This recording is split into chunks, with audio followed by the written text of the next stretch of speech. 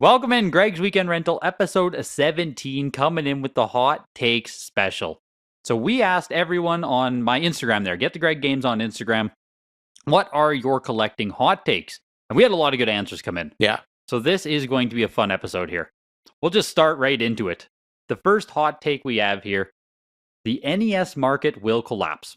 Oh, Now, they didn't put a timeline on here, but Yeah. it's like, say, the next 10 years, NES games, the people who care about them essentially are going to keep getting older. The market's going to collapse. I'll Yeah. let you start with this one. I think if I had to put my finger on where it will go, I think the market will become more sophisticated. So it means the older people get, the more income they have, the more special stuff they'll be looking for. I think it will go the way of kind of like Golden Age comics, where, it's like the stuff you don't hear about every day, but when you do, it's like the big stuff, like Castlevania, Mario. So you think majority of the market will collapse? No, I don't think it will collapse. I think it will just get more sophisticated as time goes on. Okay. Yeah. But prices will keep going up? Yeah. I think stuff will keep getting more valuable, for sure. See, I'm kind of on that side as well. Yeah. Like, I don't think... It collapse is such a hard word. I think we have to weed out, like filler titles, that kind of stuff. I think junk will stay junk for the most part. We already have a lot of stuff right now that isn't that valuable. Yeah. When we talk about the NES market, I think a lot of people immediately go to the most expensive stuff. We talk about stadium events or NWCs or, but a lot of the stuff on the NES market is already largely not valuable. Mm-hmm. I don't want to say worthless, but it's not valuable. Right. The vast majority of cartridges are under $50. The vast majority are probably under $30. Right. If we get out of sealed collecting, like just in general, NES collecting is actually extremely cheap. Yeah. I think the way they labeled it is just kind of wrong, actually. Because I think saying NES market is too broad. It is. There's too much price variance in there. I think you have to look at it on an individual title basis. Like Action 1. Action 1 has its own market. It's not the Golden Age market. I think Action 1 has its own market. What if I were to say the Golden Age market will collapse as soon as superheroes are out of the public eye, which they are starting to become more and more? I don't know. That's tough to say. I mean, I think with YouTube and all these things, like pop culture is like just constantly thrown at us all day, every day, on every kind of medium. I don't really know if it'll ever go away to the extent we think it will. Like just pop culture in general? Just pop culture in general. Like that's, I feel like that's what we're primarily interacting with. Yeah, tides will change, I think. Yeah. But... Yeah, I think like interest will wax and wane in certain areas. But like, look at any entertainment medium. Like what sells the most? I don't know. Sci-fi, fantasy, superheroes. Horror. Everything is pop culture. It's like, I don't know. And now we're seeing like pulp collecting become a thing, and like, it's like, okay, like, which is cool because I mean, a lot of those pulp heroes were kind of like the prototypes for heroes like Superman and Batman, like the Shadow. So now that we have kind of a catalyst that is being able to actually grade them, because it's very difficult. They're just very difficult to grade in general. I think that market is starting to come back into the pop culture eye again, where it was previously just guys who were interested and loved it. It was very contained. I think now it's kind of proliferating a bit. So talking about pop culture in general, then we'll go to the next one, which is pop culture collectibles in general are overvalued. That could be true. Like, there's the other hot take, right? But it's in the title. You talk about this. It's popular. Should high prices be tossed around on essentially mass-produced goods is what the big thing with most pop culture goods, at least that are collected in modern times here. Pokemon cards, sports cards, comic books, video games. It's all mass-produced stuff. Yeah. At the end of the day. Yeah. Should it be as valuable as ancient coins? I mean... Actual artifacts, actual history, quote unquote. Actual history. Yeah, I mean, like if you look at antique markets, they're really cyclical, and they're driven by people who suddenly have a reinvigorated interest in something. Like I think, probably a certain segment of ancient coins go through cycles of waxing and waning. I would assume so. I think a lot of the blue chip pop culture collectibles will kind of go that way. I think there will be like cyclical interest. Yeah, it's what Sean always bags on that. He says pop culture collectibles are linear. Yeah. So truly, in his view, the way he explains it is we go up, which we've been doing with a lot of comics, cards, everything. It's going to go up. It's going to hit a peak point. Yeah. And from there, we will never go back to the peak point. Right. Now, wherever that is, we don't know. Yeah. Could be in there 5 years, 10 years, 20 years, but then it will never have a cyclical rotation where it booms again higher than it was. Yeah. Interest will lose. People will die. Generations move on. Yeah. It's tough to say because, from the point where we have kind of the proliferation of media, like video even, this stuff is going to be in people's eyes theoretically forever. That's interesting. Like, think about 200 years from now, someone could go back and watch a YouTube video from this podcast. From this podcast, like watch a YouTube video from when was it, like 2009, I forget when YouTube started, 2006, something like that. I don't know. Somewhere in there. But like theoretically, someone could go back and watch a video from 200 years ago. And it, a lot of the ones 10 years later will probably look just as good as they do now. The image quality won't change much once you get into like the 4K. Yeah, oh, for sure. 1080p 4K resolution. So it's like, part of me thinks like this kind of stuff, pop culture stuff in general, is going to be very difficult to leave anyone's kind of perceptive vision. That's super interesting you bring that up, actually. It's something I haven't thought about because, again, like we'll just go to Sean again. He's one of the channels I watch a lot that talks about antiques and other collectibles. When we talk about 50s stuff or 60s, they didn't have the video cycle that existed to create continual interest in something like model trains or Elvis memorabilia, Western stuff. Yeah. Like, if I want to learn about that stuff, where do I go? Yeah. There's not 1,000 YouTube videos telling me why this stuff is cool, what's it about. Yeah. That's super interesting. And I mean, in reality, all it takes is a handful of people with money to reinvigorate interest in a certain segment at any given time. For sure. So, who's to say 150 years from now, maybe Superman won't be as, prevalent in the public eye as he is right now. All it takes is a few guys with some money to kind of go after something they find interesting. And start a whole nother cycle. Yeah. Yeah. Yeah, when people say like pop culture is overvalued in general, I think modern speculative stuff, for sure. Yeah. Yes. It's so weird because it's almost like saying like this should or shouldn't be sought after. And it's like, at the end of the day, if that is where everyone gravitates towards, like Pokemon has captured the interests of like modern speculators, collectors, whatever, right? Yeah. Like, I agree, modern Pokemon cards, it makes no sense to me. Why the hell is a card printed 1 year ago selling for $1,000? It's like pop 15,000. Numbers that just don't even make sense. Yeah. Yeah. I think if you are collecting in that segment, I think if you stick to the early stuff, the base to like, Neo or whatever, I think you could probably do pretty well for a long time. Like, I think that stuff will certainly have the staying power. Pop culture collectibles are like the artifacts of a generation. Yeah. Even if it is only lasts a generation, this generation is going to really care about them. Yeah. And that will maintain prices for a long time. Yeah. Yeah. And we have to assume that in the future that if these markets are going to, let's say, not crash, but just kind of wane from public interest, we also have to assume the properties that are tied to them are no longer relevant.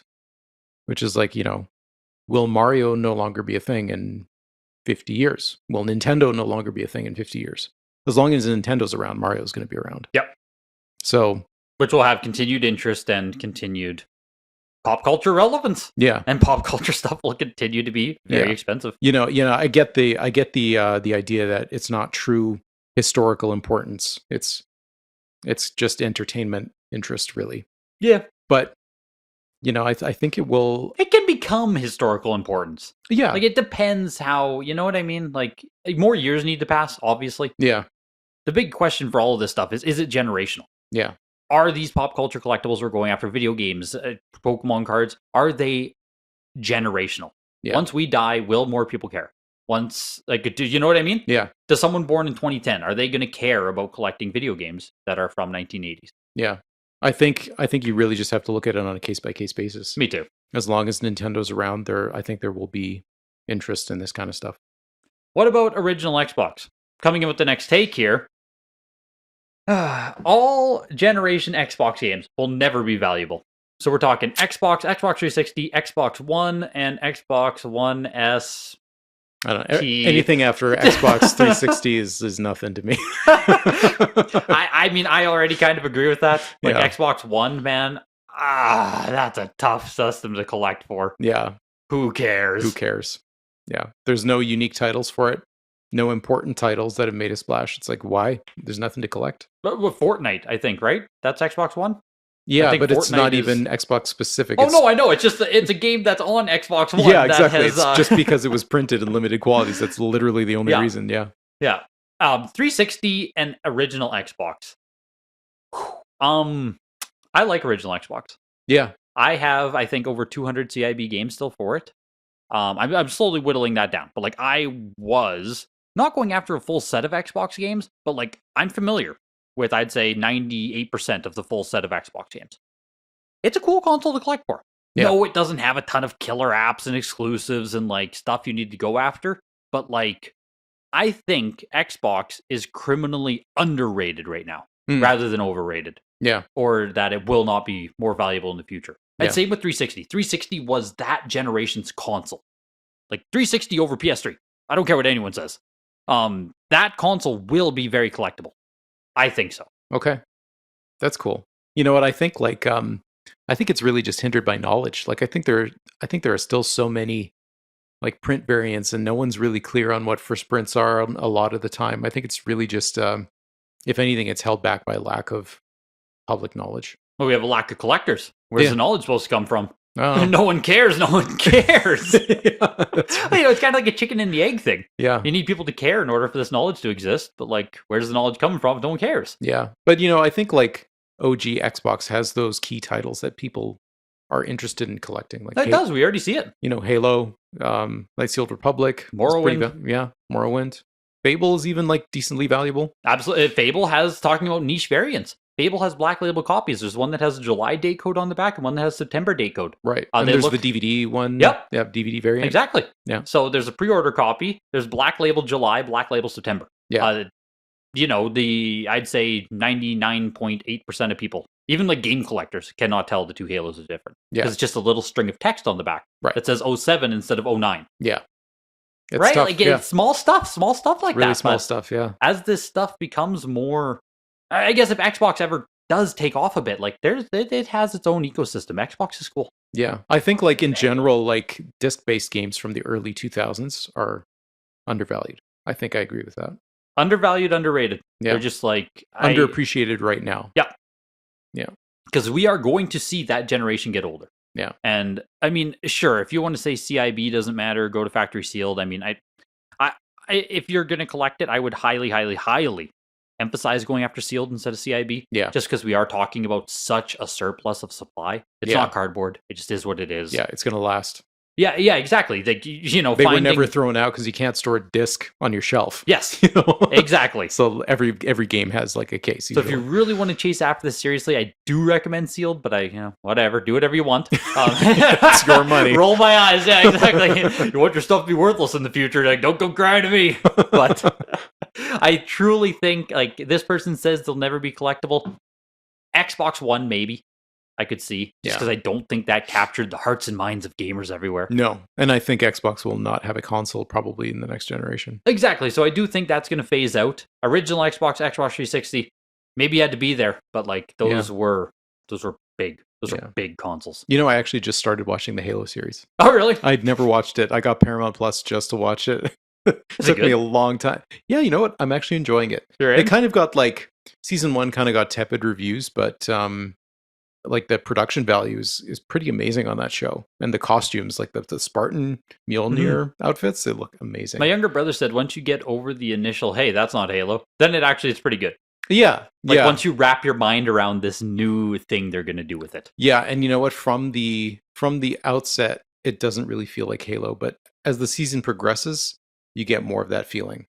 So yeah, I kind of like it. I was surprised. I was expecting to kind of have more of a tepid reaction to it, but yeah, that was pretty good. No, it's awesome. Like I said, I've heard season 2 is even better than season 1. Yeah, exactly. And I just started season 2, so I'm looking forward to it. You're in for a treat. Yeah, I am. Ready? Another hot take. Grading complete in-box games is stupid and pointless. Just going all in with it on that one. Oh, I mean, I will say right off the bat, I like grading complete in-box. If it's cardboard based, I should say. yeah. Man, if we talk about disc based, Grading CIB, disc based complete in box seems stupid to me. God, I want to defend it. I do. It's just tough because they're so impervious to damage. I think we're too young. Maybe in another 20 years. But that's the issue too, is it's just like they're so freaking impervious. Yeah, they're just too durable. And even then you can swap cases. Yeah.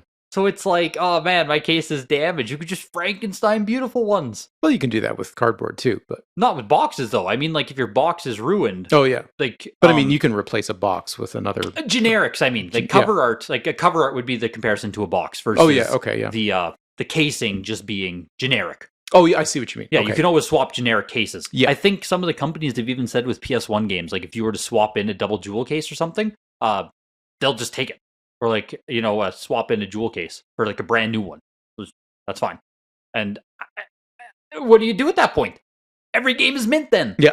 So we're literally just grading the disc and manual. Yeah. And I think once you remove the component of the case or the cover art, having highly conditional nuance, because there is some, if you have a GameCube case, you have those like upper tab spots where it's kind of soft. You can get indents in the cover art. There's nuance there. Frankly, there's nuance that people don't care enough about, in my opinion. Just on raw collecting, not getting it graded, but like actual mint CIB, PS2, or GameCube, or whatever stuff, I think that's undervalued.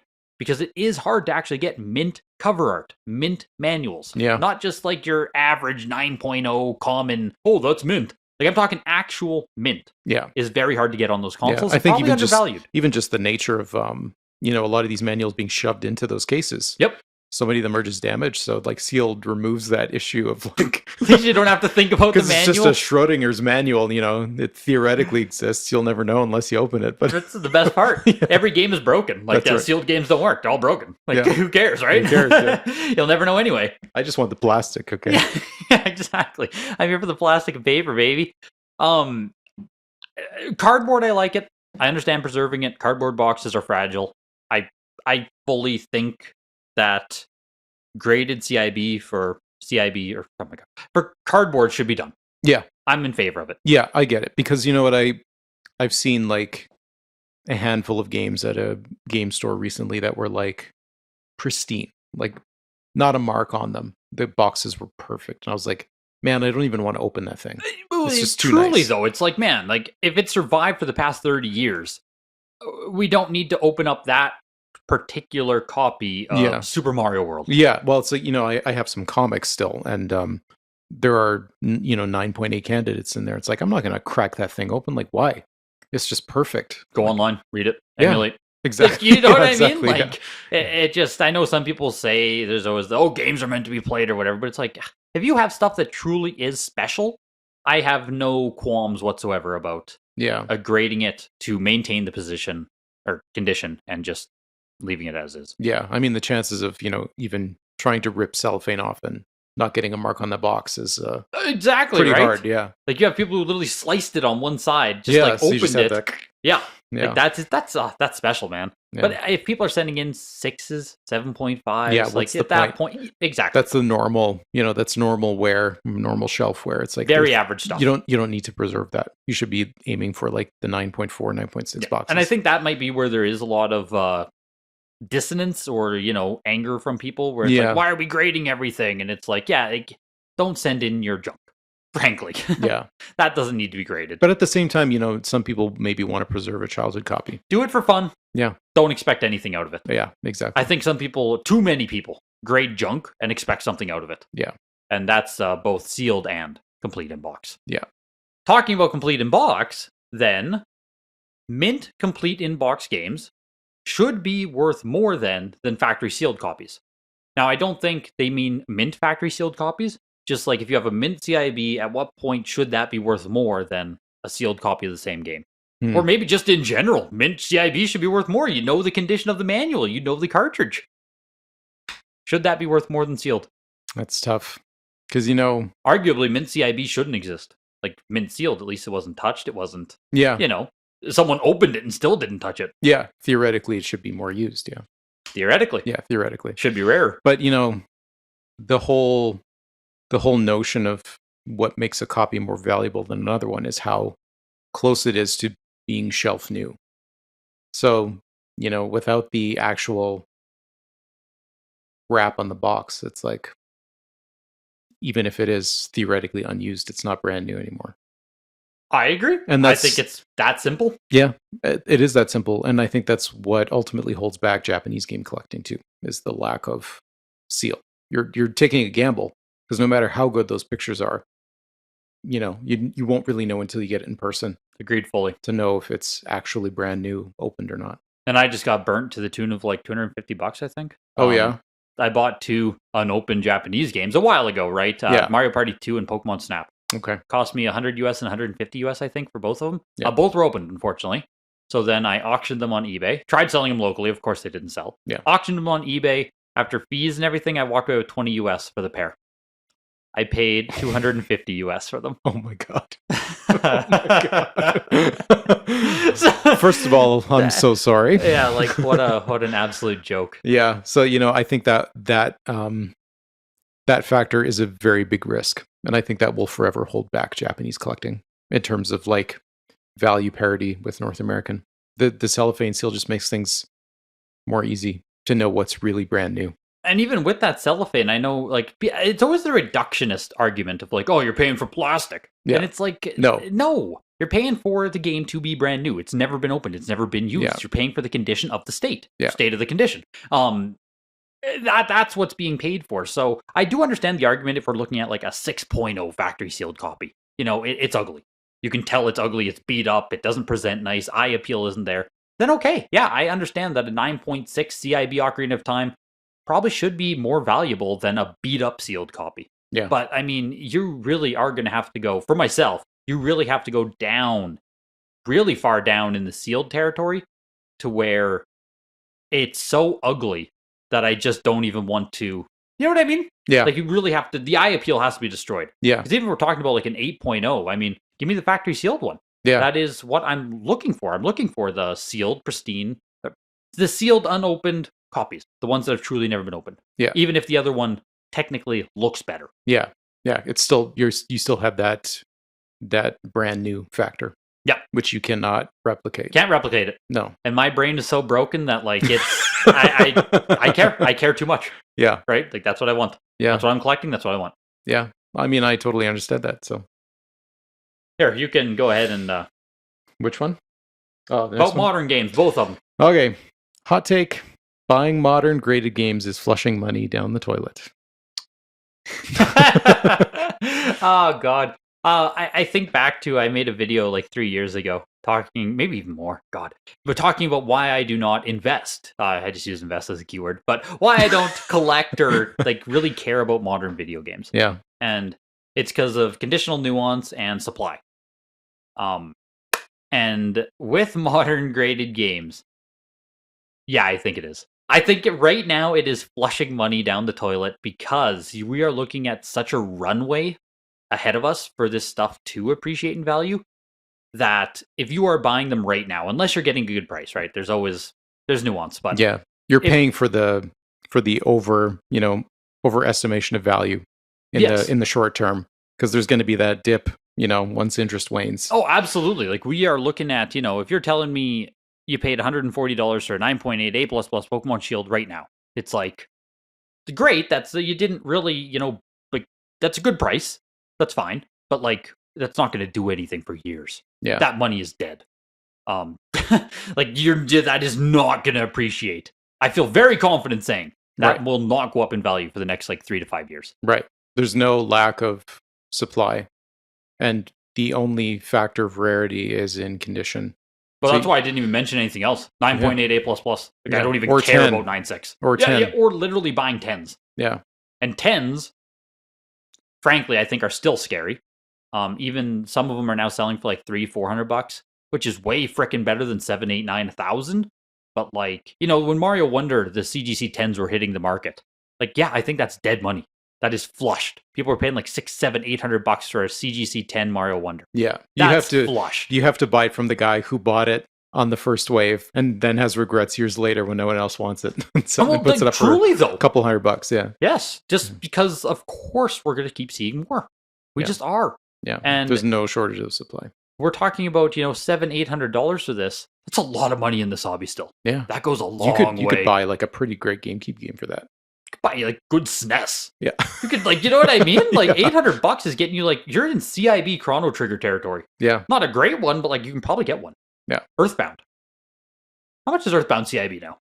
Is that in the thousands? Oh yeah. Yeah. Nah, you're not getting Earthbound CIB, but you get the point. You can get some pretty nice stuff. You're at least getting the guide without the scratch and sniffs. The guide has a big rip in the back. The stickers are missing. Like the box has a gash and the cartridge missing the label. Yeah. But you have a CIB Earthbound. But you got a CIB. Yeah, it's just too much money still. Just, I think it's like, I think Switch collecting will become something at some point. Give it enough years, yes, I think people are going to come back to Switch collecting. I think it's going to have a great life. I really do. I think there's going to be super valuable games. People are going to give a shit. I think it's just going to take too long to justify resting that money in it right now. Yeah. The opportunities, I think in 1 year from now, the exact same opportunities will exist in Nintendo Switch as they exist right now. Probably 2 years from now. Yeah. Exact same opportunities. Yeah. For myself, it's extremely low priority. Yeah. To buy them graded. Buy raw. Yeah. You want to first print Breath of the Wild? Set up a search on eBay. It's going to pop up. Yeah. You'll find one. Yeah, for sure. And there's just going to... I don't know if the growth of the hobby can outpace the supply of those kinds of things. There's just going to be so many copies floating around. Yep. Even the first prints, which are where some people... there's other hot takes in there, I think, saying that first print Switch games are actually very rare and undervalued. Yeah. The complete opposite. Yeah. So that's talking about games like Breath of the Wild, Should Mario we do that Kart one? 8 Deluxe. Let me read it exactly. Yeah, read it exactly as said. Where was it? Oh yeah, Switch first prints of major titles are rare and have a lot of value. Yeah, so there we go. So that's talking about your first print, Breath of the Wild, Mario Kart 8 Deluxe, Mario Odyssey, where on the barcode it's all zeros and the product code ends with an A on the back. Again, if you're not deeper into this, they all look the same. They're all black label copies, whatever you want to say. But there's nuance there that separates these games as first prints. Yeah. Right now, a lot of those first prints for Odyssey, Breath, Mario Kart, they're selling for premiums. Smash Bros. We had Breath of the Wild, I think 9.88++ first print or a VGA 95 first print. It sold for multiple thousands of dollars. The Switch copy. Yes. That's insane to me. It frankly. Is insane. Yeah. You know what? I always felt the Wii U version with the first print of that would 7 controller misprint. Yeah, would be more desirable, but it doesn't seem to be that way. The 7 controllers right now seems to be far more available as well. Yeah. First print Switch titles right now. Man, do I want to use the R word with them? I mean rare.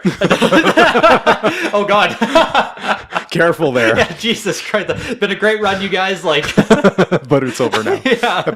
We only made 17 episodes and then we got canceled. Close one.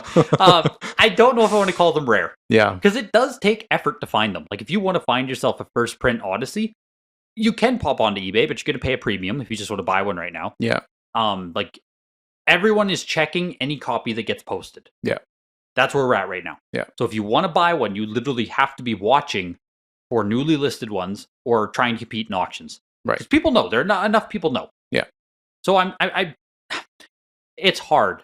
It's hard right now to find first prints of these games on eBay. You know what? I part of me understands probably why the Switch first print is more rare because it was, launch title, brand new Nintendo console. The majority of the copies would have sold for Switch. So you just have a much lower availability of first print. Yeah, people opened them. And I don't think anyone thought of it. Who wanted the Wii U version, Yep. And so they remained sealed. Even though theoretically that misprint is probably a much lower print run than the Switch version. You just have a more sealed population because they didn't sell. That's a super hard thing to know is I don't know if you can pinpoint when Nintendo actually did the second release for Breath. Yeah. I don't know if we can pinpoint if this was it a 3-month release for the first print? Was it maybe it was one run, and they literally had the patch on the second one that come out like 1 month, 2 months after production. That's probably what happened. It could be, right? Like Yeah. we're talking a small window here. It could only it literally could be the initial wave. It's the only first prints, and then the next run, like whenever that happened, was second print. Yeah. I think Breath has 3 or 4 prints now, distinct. Yeah. So there's the 00, 01, and then 102 at least, or 0101, 102. Yeah, like there's distinct prints here. Yeah. So if we are talking about a single run on these games, man, I go back to the flushing the money. I again with these games, I agree they're rare. I think they're gonna have great lives. I do. I think First Print Breath of the Wild is gonna be a good game in 10 years. Good value.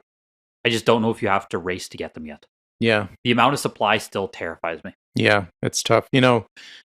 Like given the choice between First Print Breath of the Wild, just the regular cartridge edition, or getting, the Master Edition graded, I feel like I'd rather have the Master version, even though it's like enormous and unwieldy and kind of hideous. It is rather impossible to handle. Yeah. That's the issue with the Master Edition. Yeah. I think that's why so much has gravitated towards the first print retail. Yeah. Just it's easier to handle. Yeah. You can actually have it in your collection. Yeah. I had a Master Edition. I got it at launch. I went to the EB on Rochdale. Oh, cool. It was me and 2 other people waiting in line. I Nice. think they only had 2 copies.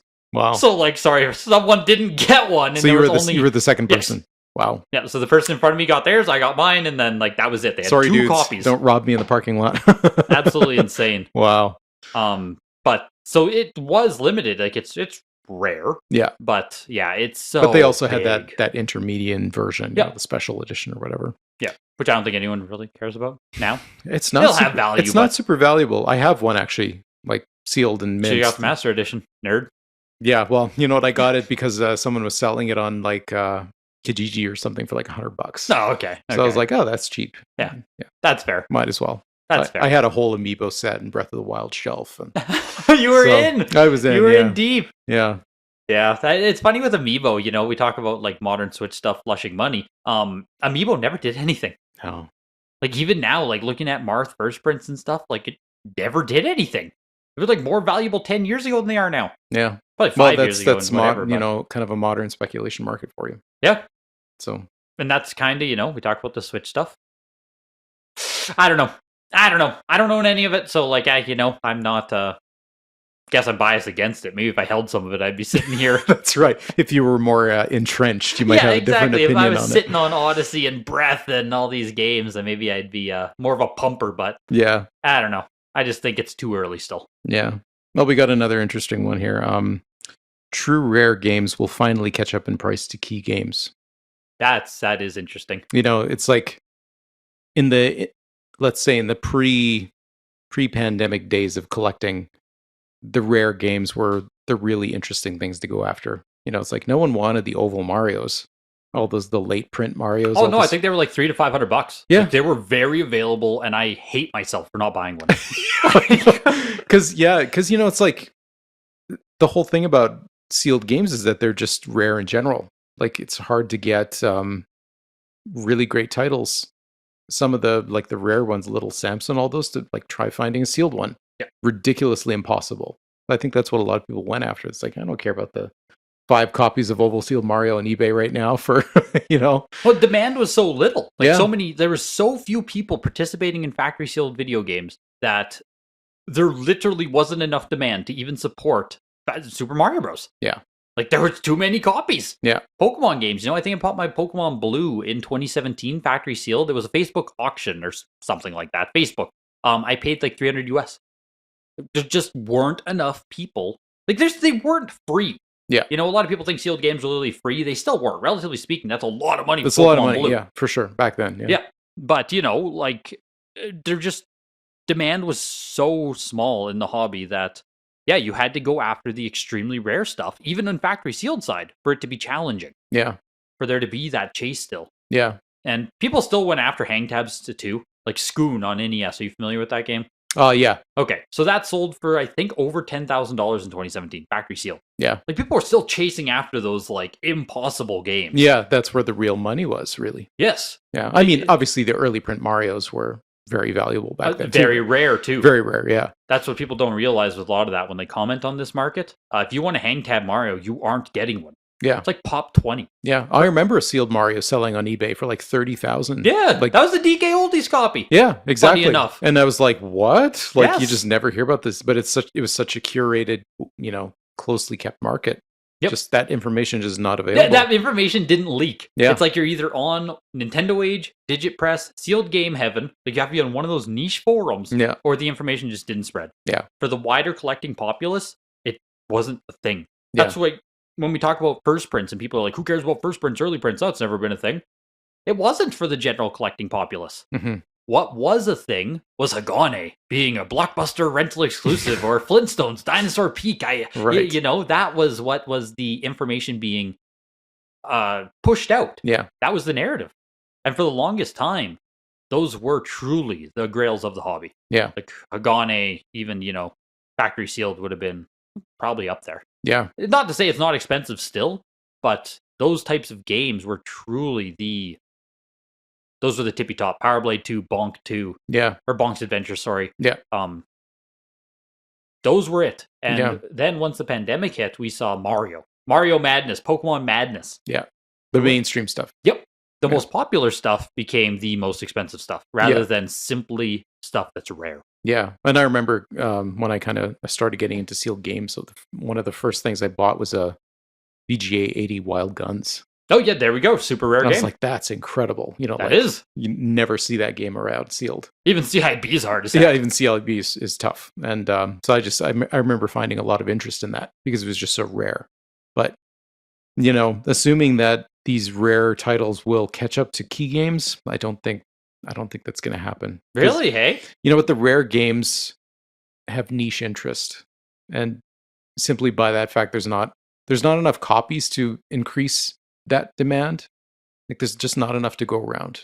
I don't think you need to see like constant sales and repetition to see any kind of like price data that you can understand, right? That is a huge issue with sealed side of the market in general. Yeah. Like even when we go to Wild Guns, I would assume it's a pop 5, maybe. Yeah. Like we're talking 5 sealed copies graded by WATA Games. There's probably 0 CGC, maybe 1, and a handful of VGA. So let's say we're a known pop of 10 to 15 even. We'll just triple it. It's nothing. Yeah. So even if people it's just not enough to prop up price. You'd really have to have a few people who extremely care. Yeah. That are willing to pay whatever, I guess, to get it. Yeah. But I don't know. I think a vast majority of people will be interested in the popular stuff in general. Like comic collectors, the Spider-Mans, the Supermans. Yeah. The people that are interested in the rare games are like the people who are like, I want pre-code horror or I want like underground comic stuff, really rare niche stuff. It's just, that's what holds it back ultimately over the popular stuff is that it's niche and rare. It's funny. It's funny you say that, right? Because again, if we drop back to CIB, the full emphasis goes on full emphasis goes on rarity. Like so many people even just like don't even care about demand. They just discount it so much. Like, why are Pokemon games expensive? These are some of the most common games ever printed. Yeah, because a lot of people want to buy them. Exactly. Period. Yeah. Because people care. Because no one cares about. Kid Clown on NES. Kid Clown's gonna catch a stray here. Sorry, guys. But, I own the painting of. Your painting's worthless. No one cares about the game. You should sell it. But you go into a random rare game. Just the first one that popped into my head. Yeah, that's funny. Yeah. Shots fired. It's hanging on my wall. You're gonna go home after this podcast, just look at your Kid Clown poster, hang your head like. Man, I lost all my money on that. What does Greg know? Yeah. You don't know anything, Greg. Yeah. Everyone loves Kid Clown. Caressing your hand on Kid Clown. I totally forgot you own that. That's so funny. Yeah. But it's cool, like owning the painting of something like that because I know it's like one of those titles that's kind of entrenched in the collecting hobby. It is. It's known as like being a rare game, and the old school collectors, like that's the kind of stuff they wanted. The Kid Clown factory sealed is still going to sell for thousands. Oh yeah, for sure. I don't think Panic Restaurant. Yeah, these games are still going to sell for thousands when they come up for auction.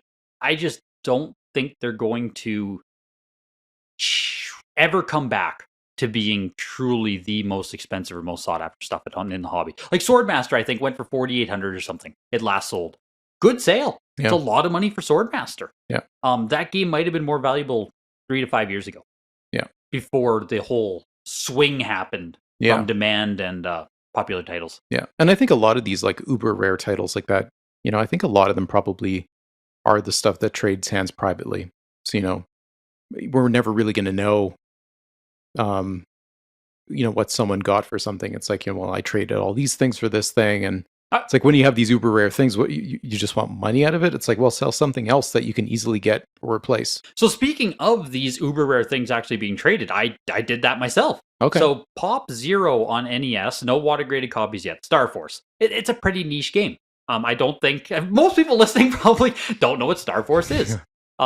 Really rare game. I had the no Rev A version, early print copy. Like I said, Pop Zero, and another collector wanted it, and I don't know how many other collectors want it.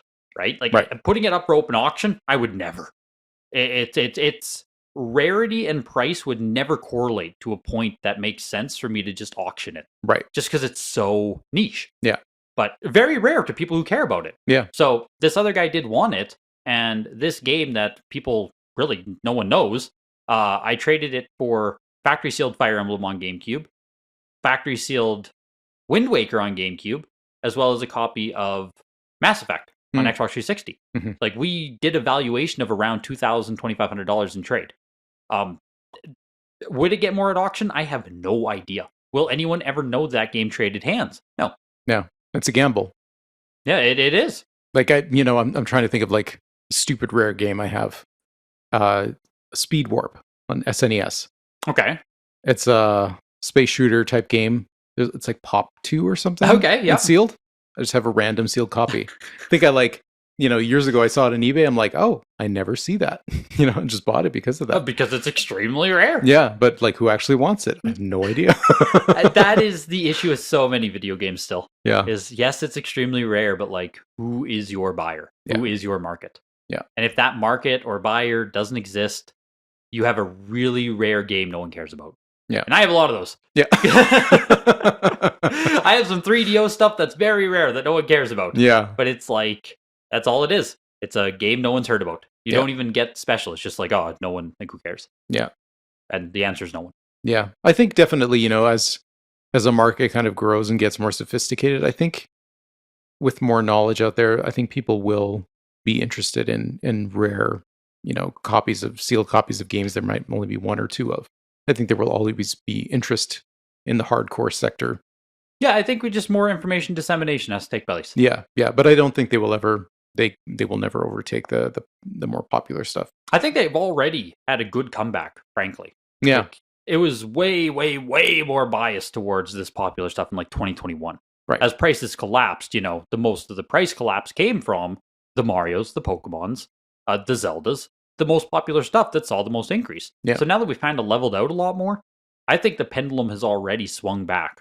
Like, say we were 90-10 before, now we're at like a 65-35. Yeah. So, will it get better than that? I don't know. But it's doing better already, I would say. Yeah. I like rare stuff. I'm a sucker for it too, so I get it. I was a full set collector. That's right. Yeah. It's like those ones that are impossible to have that you want. Yeah. I have Sculptor's Cut sitting beside us here. Yeah. I get it. You get it. Yeah, I own rare stuff just because it's rare. Yeah. Yeah. I think that, that's why I like art too. It's like, I want the stuff that you theoretically can never have. Just is what it is. Some people are drawn to that. Yeah. I need my hoard. I need my treasures. We're going to do a hot take episode again next month, so make sure you follow the Instagram, Get the Greg Games on Instagram. Make sure you rate the podcast, comment on the YouTube if you're on there. I'll ask on YouTube too to make sure I collect that group of people as well next time. Yeah. Greg's Weekend Rental on YouTube. Yeah. That was awesome. Yeah. Lots of fun. Thanks for listening, guys.